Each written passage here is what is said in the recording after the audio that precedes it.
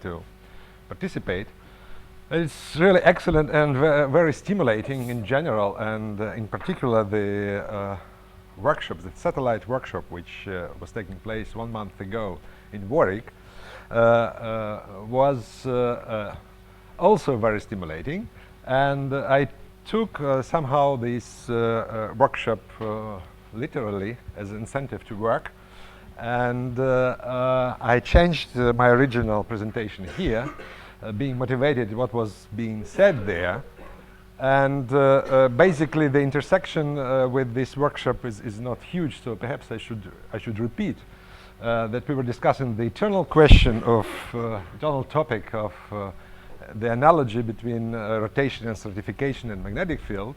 And the excellent thing about this workshop, as well as the present conference, is that the people from MHD community were mixed with the GFD community. So we were talking about this parallel, we were talking about wave turbulence, although some people who were talking wave turbulence meant something rather different. We were talking about rotating, purely rotating turbulence. We were talking about scale invariant spectra of energy and all that. So as you understand, I'm complementary to Jim and Yoshi because I rely upon people who do remember what was 1 month ago. So, today I will be talking about that.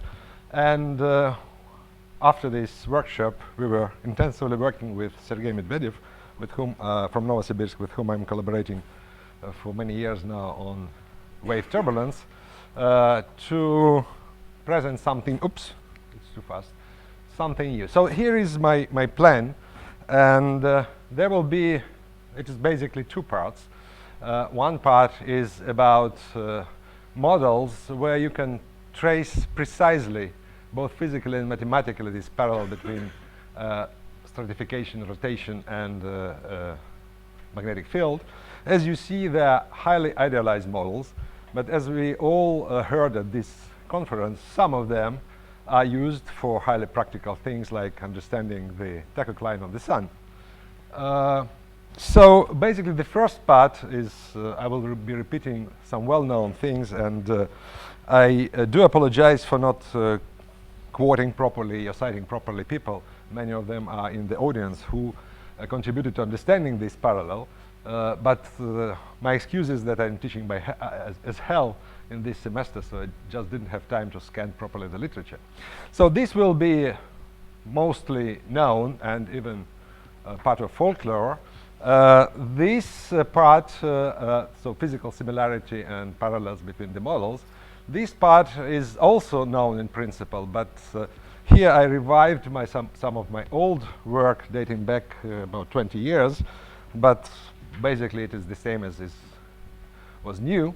And the really new stuff starts here when I will present some spectra wave turbulence. We're in the turbulence workshop, so one should produce some spectra, and I will. So here we are, and let me just sketch. Necessarily I'll be sketchy because there are many technical details which I will simply omit, but let me just sketch these models, all of them basically well known. This is standard 2D stratified Boussinesq equations, no rotation. This is the standard form of this equation for 2 components of velocity, divergent free and full buoyancy. Nothing special. Again, the form of this equation where you eliminate velocities in terms of stream function is also well known and pretty standard. And you see the Lagrangian transport of buoyancy and vorticity equation in this form. All notation is explained here, and it will be basically the same for all models. So the energy of the system is quadratic, as it is well known. And here we are. The balance, because I promised also to discuss some typical balances for this model, is the relevant balance is the hydrostatic balance, when you just replace the vertical velocity equation by this balanced equation, and then you get some simplified version of the previous equations, which is often called the long wave, long not as proper, but just long as long wave equation, and used for instance, in mountain wave theory. The next model, which I'll be abusively call rotating Euler equations, will be the system where you have rotation. Okay, you see these Coriolis terms, but you have no dependence. In fact, it is not a 2D but 2.5D system when you have a plane, the vertical plane, and the velocity which is perpendicular to this plane, but you don't allow any dependence on one of the horizontal coordinates. So you see already that this system is very close to the two-dimensional Boussinesq equations up to some replacements, and it is getting more clear if you rewrite it also by eliminating by divergence-less constraint the velocity in terms of the horizontal vorticity and the geostrophic momentum, which is defined here, which is basically related to this third component of velocity. So you see that up to some replacements, this system is identical to 2D stratified Boussinesq. The energy also has the same form. So already you can imagine that there will be necessarily some parallels between two systems. Again, there is a relevant balance, which is geostrophic balance in this equation. And if you just replace the horizontal velocity equation by this geostrophic balance, by the way, there is nothing geo in this situation, nothing especially geophysical, so maybe it should be called hydrostrophic balance. But anyway, this is the standard geostrophic balance, and then you get the equation which is equivalent to the long wave equation in stratified Boussinesq up to some replacements again. Now, the third system is the 2D MHD with the magnetic field in the plane. We have already seen this system yesterday, and these are the equations in terms of original variables. There is a new variable which is magnetic field. As it is divergence-less, it may be replaced by magnetic potential. In terms of magnetic potential and again stream function, because this 2D velocity, which is without divergence, may be expressed in terms of stream function, you got this system. Okay, and again, there's a striking similarity between what we have seen in two previous systems, except for this term, which is slightly different. And this is due to the fact that the energy of this system, which is expressed in terms of vorticity and stream function as usual, and magnetic potential and electric current, which is just the divergence of magnetic field or Laplacian of magnetic potential, is a bit different. In fact, I will explain in my second part that this difference is completely natural due to the if you look at the underlying geometric structure of these equations. But let me also discuss the magnetic balance. My culture in MHD is not sufficient. Maybe there is already some, and most probably there is some word for this. But if you introduce the external magnetic field, H, let's say along x-axis in the xz plane, you can construct something which is very similar to geostrophic and hydrostatic balances, and which is a balance between the pressure, real pressure, not magnetic pressure, which is P star, and electric current, which is the balance of this sort. Okay, so you see everything, or almost everything, goes in parallel for these systems. Now, concerning the physical content, all of the systems possess, if you just straightforwardly linearize them around the rest state, possess linear anisotropic waves, which are well known. These are just internal gravity waves in Boussinesq. Inertial, I don't like the word inertial waves because it's better to call them gyroscopic waves, because they're, in fact, they're subinertial in rotating, purely rotating system. And you have Alfvén waves, which are propagating along the external magnetic field in MHD. So in all three cases, you have these, yeah? Astrophysicists call those inertial or gyroscopic waves epicyclic waves. Agreed. Agreed. Yeah, but it corresponds to the physical reality. Okay. Now, what is important for the following is are the limits, the scale invariant limits of these dispersion relations for all of these waves. And first of all, let's take the limit of horizontal wave number much less than vertical wave number. And in stratified Boussinesq, you get this. In fact, it corresponds to hydrostatic limit, of course. And you get this scale invariant but anisotropic dispersion relation. And in rotating equations, this same limit corresponds to something which starts with unity. And that's very important because, as you can imagine, I'll be talking about wave turbulence. And for wave turbulence, resonances are important, and resonance triads were discussed in several talks already at this conference. But I will be talking also about quadriads, because these waves, in the leading approximation, the omega is just constant. So you cannot construct triads from them. So you have to go further and do quadriads. And this limit is also scale invariant. You see, it's constant plus something scale invariant. The same situation repeats itself in the opposite limit, which corresponds to this constant plus some scale invariant addition in stratified Boussinesq. It's waves close to Brand-Weissler frequency. And opposite to this, you see again this complementarity xz in both systems. You have this scale invariant limit for gyroscopic waves. Now, oops. Yeah, okay. Now, on the other end of the spectrum, there are structures, okay? And structures in all of three systems are well known again. If you are just looking for stationary solutions, for instance, in stratified Boussinesq, you get this system, and you see that the method of solution, of course it is well known, is obvious. This gives you the functional dependence, if I'm talking about that, and this goes in parallel. If this equation gives you the functional dependence between these two variables, and you inject in the third equation, and you get something like that. And fixing boundary conditions someplace, normally at infinity, you can determine these arbitrary functions, psi or m and f, and find stationary nonlinear solutions. Stationary not necessarily means that they are not moving, because stationary may mean that they're moving with a constant speed. Again, the classical example are Long's wave, long as proper, in stratified Boussinesq, where you fix, unfortunately there is a mixture of long proper and non-proper in this story, but you fix the, as is well known, you fix the boundary conditions upstream to get the uniform velocity, then you fix immediately all functions, and you are looking for solutions of this equation, which gives you stationary finite amplitude waves. Okay. Now, some remarks. As I said, the long wave limit, long non-proper, is standard in the theory of mountain waves. And which is perhaps more interesting is that long waves with recirculation cores with vortices attached are also possible. And for instance, there are Dergeau and Grimshaw paper or papers on this subject.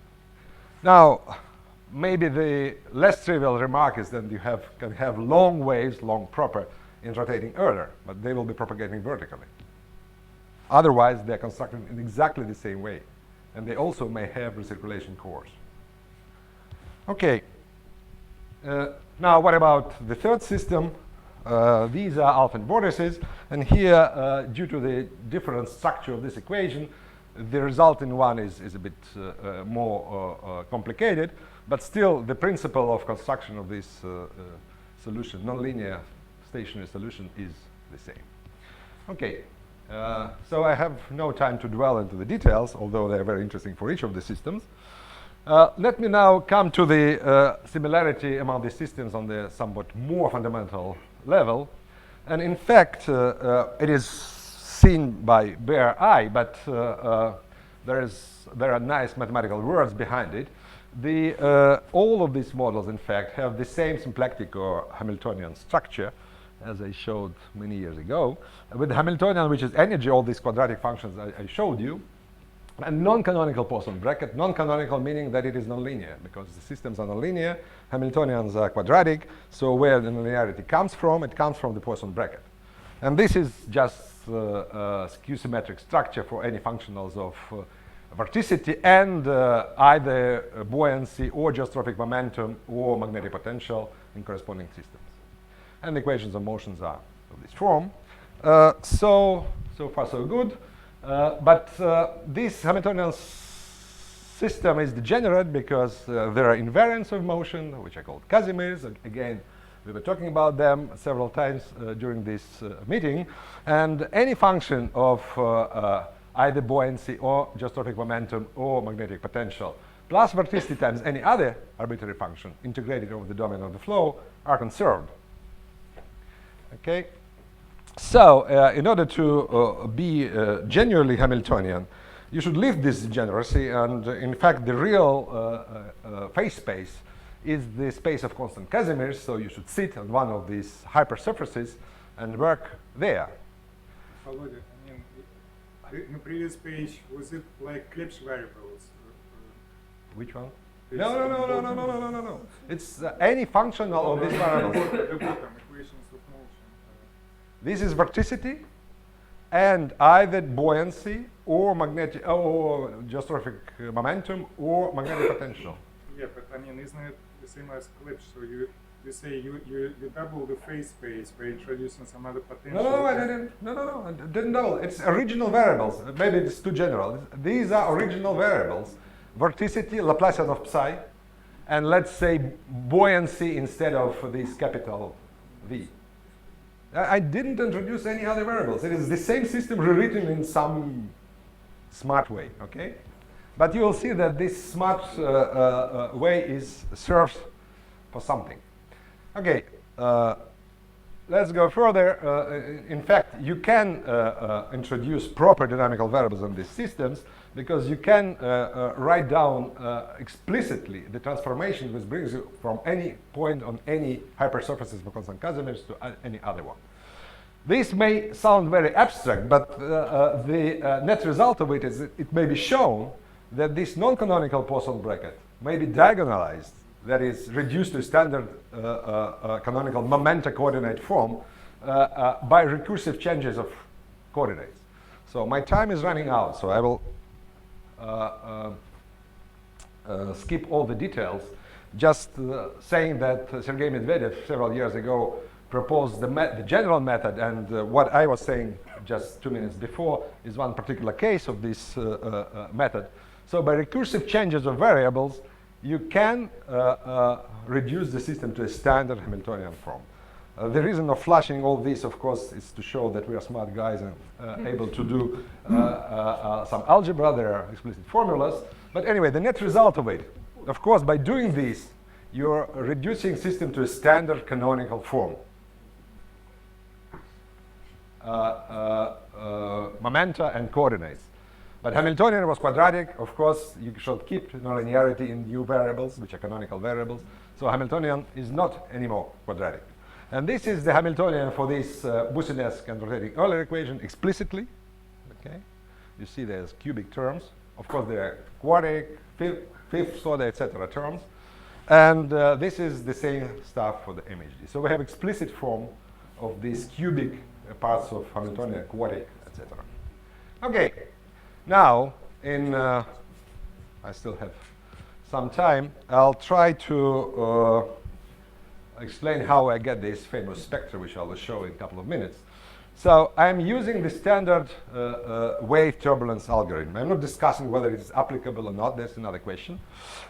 This wave turbulence algorithm consists in first analyzing the dispersion relation and check whether there are 3 waves or 4 waves resonances or higher. That we have seen on this scale invariant limits. Then you need, in order to apply recipes and not to think, which is, of course, a dream of any theoretician, you should have the canonical form of your equation. Then you just follow the standard written recipes. So we do have this canonical form, so we can proceed as I said. And we get in this way a kinetic equation. An example of this kinetic equation was given, for instance, in Sergei's talk earlier this afternoon.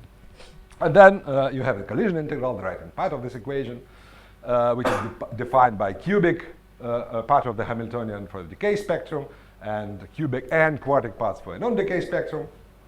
And then, the last but not least, if everything is scale invariant, you can factorize this collision integral and obtain by hand some explicit spectrum. So, what are the known situations where this can be done by hand? This is classical. Okay, this is just homogeneous scale invariant spectra. There are also directionally homogeneous decay spectra, and exactly these are the three waves, the situations which we have seen. And what is important is that non-decay spectra of the form exactly, again, as we have seen earlier for the scale invariant limits of our waves in all of three systems, can also be done by hand. So the method of the factorization is just conformal transformation using the scale invariant in the phase space of the system. There are different schools of thought. One works in frequencies, one works in phase space. We're using phase space. And as an example, I show you the typical form. Again, Sergei showed something like that today with this characteristic delta function. This decay spectrum, delta function of wave vectors, delta functions of frequencies, and n, which is the wave number density, which enters into these vectors. And then you solve this equation, this equal to 0 for some n, and then energy density, again, if you are canonical, is given by frequency times your solution for n. Good. So, okay, I skipped one. I just give you an idea where all these nice spectra come from. So normally by conformal transformation, you can reduce for the spectra, which are supposed also to be a conformal invariant of this form, you can reduce your collision integral to this form, and then look for solutions which annihilate either f or this bracket, and you get the solution like that. Okay, so necessarily it's a bit mysterious, but let me give you the results. For decay spectra, that is for the limits of our dispersive waves, if you remember, which do not start from the constant. Then, in stratified Boussinesq, you have this fellow, which is our result of Cayol, which was cited before in 2 dimensions. For gyroscopic waves in the opposite limit, it's the same. Alphen waves in the limit along magnetic field wave number less than another component, you get this result, and in the opposite limit you get another result. All of them, as you see, are scale invariant separately in each component of momentum. So some comments. I still have some time before questions. The spectrum of gravity waves, which I just shown, was obtained without using the Hamiltonian structure in our early paper. This is independent proof, which I just showed, that the constraints are not essential, at least for three-wave interactions. Now, the known spectra of gyroscopic waves, for instance, obtained by Gaultier, may be obtained without any calculation due to this analogy between x in Boussinesq and z in rotation, and just exchanging m and k components of the wave vector. And I know nothing about spectra of Alphen waves, which I just shown, whether I knew or not. It's for specialists to... None of them were cited in our book with Zakharov. As to my knowledge, no. Yeah, then you can do the same thing as I showed for non-decay spectra, which are maybe also interesting, because these are internal gravity waves approaching n and gyroscopic waves approaching f. And in this case, you get something different. You get something different and another scaling exponents. Curiously, you have -5/3 in some of the cases. So you have a whole list of them. Now, But okay. Just quick comment. I mean, for Alphen wave, if you add together indices, you get, that is, again, Alphen wave spectrum Gaultier -2. Yeah. So, which is, of course, dimensional analysis. Yeah, yeah, yeah. Okay, thank you. So I'm doing well in time, I believe. So I'm arriving to concluding remarks. So as you have seen, probably I convinced you that two-dimensional stratified Boussinesq and rotating Euler are identical up to some replacements. And so all results are just readily transposable from one system to another. 2D MHD is closed, and we have seen the mathematical reason for it. It's the same Poisson structure, but Hamiltonian is slightly different. And maybe what is important, and we've seen earlier Peter Davidson talk about axisymmetric structure in rotating turbulence. All these may be repeated in another, for instance, in the case of rotation, in another symmetric case when you have 2.5 dimension but in cylindrical geometry, and you have one sort of passive coordinate which is angle. So you have azimuthal velocity, but you don't allow anything to depend on the azimuthal angle, and you'll have similar results. Of course, the geostrophic momentum will be replaced by angular momentum, the geostrophic equilibrium will be replaced by cyclogeostrophic equilibrium, but things will be close. And final remark is that for numerical applications, in principle, the discretization which preserve Hamiltonian structure exists, as I was shown several years ago for the MHD case. So thank you for your attention.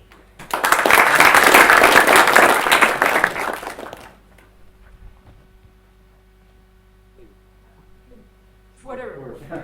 Well, your last remark on the discretization, I'd be happy if you were not looking at a cascading system. But I think, as I was trying to show yesterday, that I think this is dangerous, frankly dangerous, to try to preserve Hamiltonian structure and all the Casimirs in a cascading system when Casimirs very rapidly deteriorate at finite discretization. Yeah, but I mean, I would not like to dwell into the long discussion of this point, but the short answer is it depends. It depends on what we are looking at. And, well, it's for amateurs. I mean, this exists. You can truncate, and at each level, let's say you truncate, as it was done for 2D earlier, you truncate, and by retaining n modes, n square modes, you can preserve n Casimirs. Well, look, but when you have Gaussian field, all Casimirs become trivial, and they just, I mean, they really, just express in terms of. Yeah, that's true. That's true. But first of all, in weak turbulence, but I'm not talking here about especially weak turbulence. It's for the whole system. I mean, whatever you want to study in linear vortices or whatever. If you wish to conserve, that's my remark. I'm not saying that it is necessarily to be done. So that's all I'm saying. For strong turbulence. Depends whether you're fully It developed depends. turbulence or Yes. weak It turbulence. depends. It depends. For instance, if you want to truncate, let me give you another example. You're on the sphere, where we have all seen examples of work like that. You're on the sphere, and you have, let's say, the barotropic QG equations on the sphere. Okay, you have Rossby waves, right? You have interaction coefficients, right? In principle, strong nonlinear dynamics of these waves should preserve Casimirs, which are just the consequence of the Lagrangian conservation. Yeah, let me finish. Lagrangian conservation of absolute vorticity. Okay, so if you want to preserve these quantities by iterating the interaction among waves, you should preserve them. Of course, if you want to follow cascade up to some very, very small scales, perhaps it's sort of aliasing because it brings you back to high scales. But I mean, I don't know the universal answer. It depends on the problem you are studying. That's my There are answer. two other questions. Yeah, I'll- yeah. Just maybe remark, maybe just a wish, I mean, like Christmas present. As long as you, mathematicians, started to work on this type of system, there is something which always bothered me. I mean, this type of, B-scaling is only a point in a family of solutions, as opposite to the isotropic case where you just have a scale. Now it's actually a family, Yeah. and you can, and this is just a point in this family. And I never understood what to do with those other guys of the family. You're not alone. I just, Yeah. I want you to see. I knew that there are specialists in weak turbulence, but that's true. We have been discussing this with Sergei, for instance. But again, the quick answer is that only these spectra have identifiable prefactors in terms of dimensions, as a flux of energy or something. Because others, if you Yes. start to As combine I- them, as they don't have any transparent physical meaning. They correspond to different pumpings in your Probably. anisotropic space. By the way, are they local? You checked locality? With not all of them. Jack, you have one question? I wonder if this corresponds to taking the limit of zero viscosity, or is it what happens to the viscosity? Your remark. Yeah, as you notice, there is no viscosity. It's ideal Christmas world. And this is related to David's question. Okay, because if there is a viscosity, it will drive, or drive is a forbidden word. Okay, it will bring us someplace. This idealized world where there is no viscosity, and but in fact the viscosity, the general remark is as usual in what concerns this wave turbulence system. The viscosity is somehow present because when you have when you deduce these collision integrals, okay, you have some singularities.